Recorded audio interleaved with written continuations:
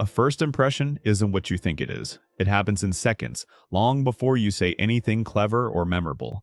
Most people walk into a room trying to perform. They rehearse lines, force smiles, scan for approval, and somehow feel smaller anyway. You felt it before.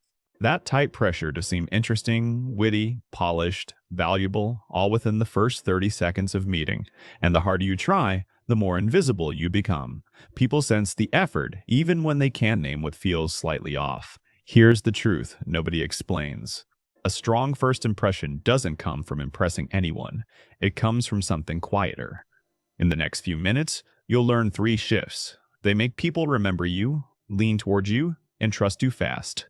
The third one is the part most people never figure out.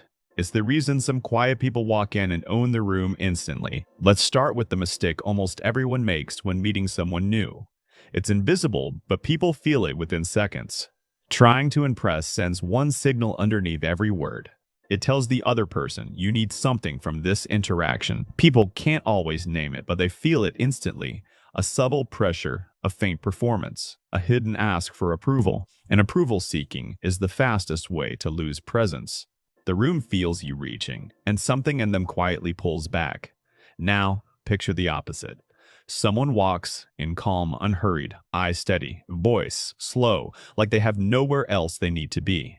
You notice them before they speak. That stillness is the first impression, not the words that follow it.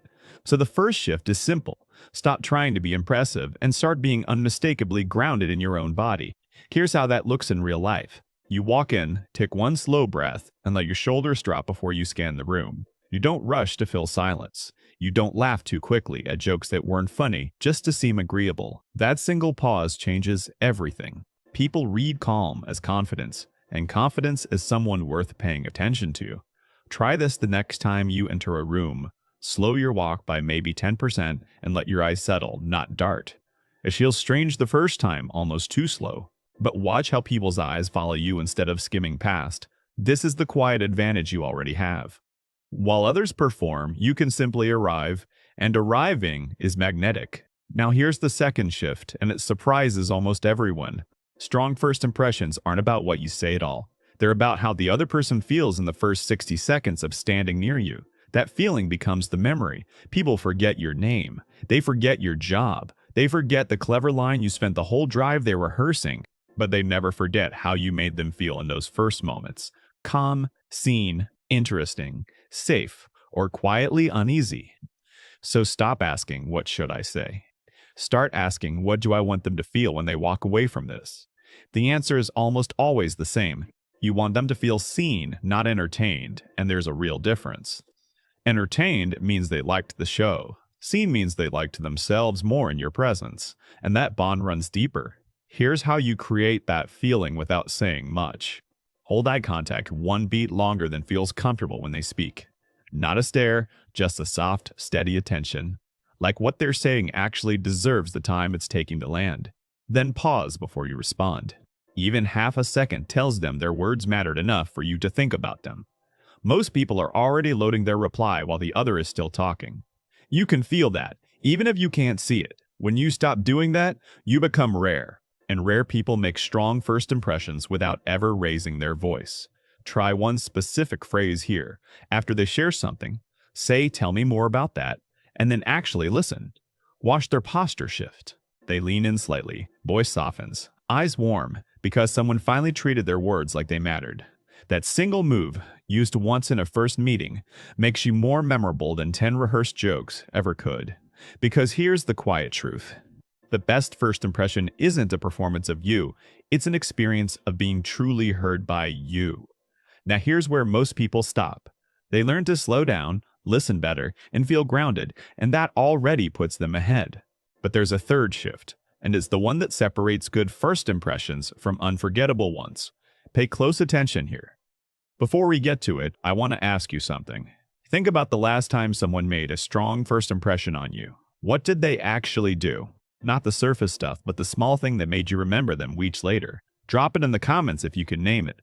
Your answer might help another quiet viewer see what they're already doing right. I read these, and the patterns are always the same. It's never the loud ones people remember. It's something much subtler. Okay, here's the third shift, and this is the one almost nobody teaches. Strong first impressions are built on contrast, not content. Let me explain what that means. In any room, most people are doing the same things in slightly different costumes. They smile on cue, they laugh quickly, they speak fast, fill silence, agree too easily, and reach for the next topic. The whole room blurs together. Everyone is performing the same low-grade version of confident and interested and friendly. Then someone walks in who doesn't do those things. They smile slower, speak slower, pause longer, and hold their ground gently. Suddenly, the whole room shifts. That one person becomes the focal point, not because they're louder, but because they're different.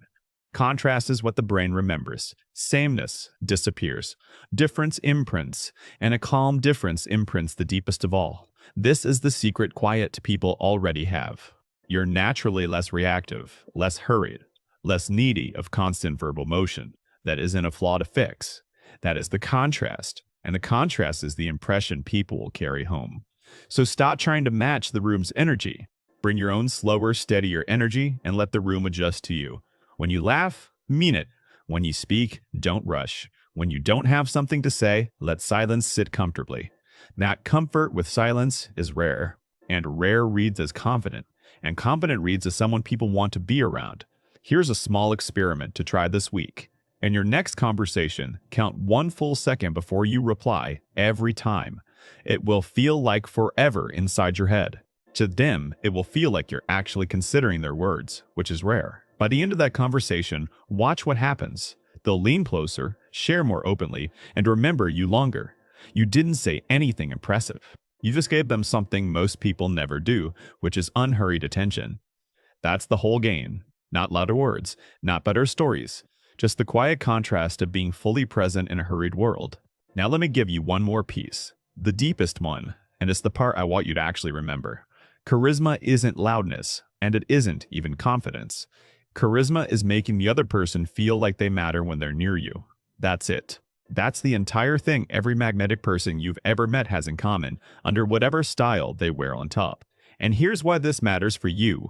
You don't have to become louder, funnier, or more outgoing to make people feel that way. You only have to slow down, look people in the eye, and treat their words like they're worth your full attention.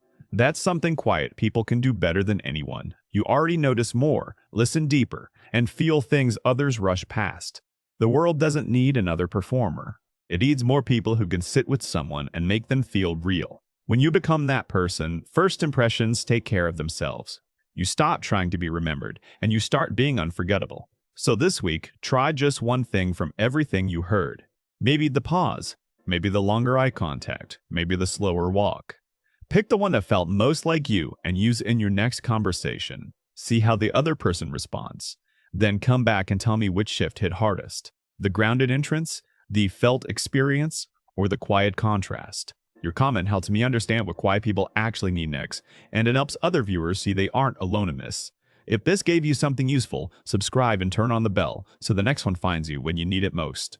There's more coming on reading people, holding presence, and turning your quiet nature into the kind of social power that lasts. And remember this, even if you forget everything else, you were never supposed to impress anyone. You were supposed to be felt,